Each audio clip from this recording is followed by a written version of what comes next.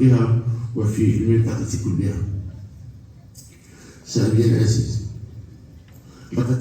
خطاب الملك جلالة الملك محمد السادس اليوم في باقي من المعاني، وفي باقي متأكد على مغربية الصحراء، والتأكيد لا نقاش فيه.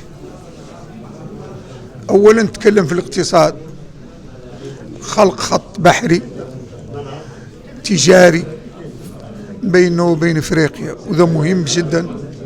ثانيا قال خط التنقيب في البحر عن خيرات البحر، الغاز والبترول، واللي يفهم، وهذا مولي تأكيد على مغربية الصحراء.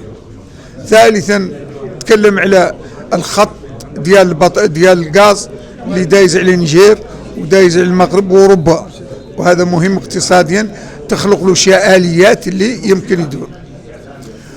ورابعا تكلم على السكك الحديدية تربط افريقيا بالمغرب، ومولي هذا مهم جدا.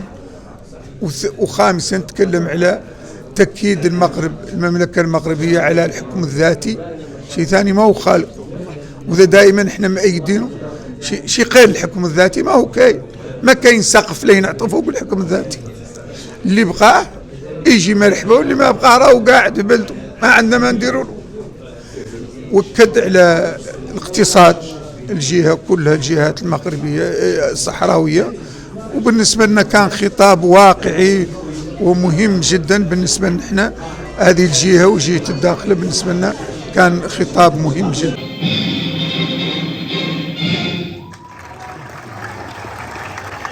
تابعنا وإياكم الخطاب الملكي السامي الذي وجهه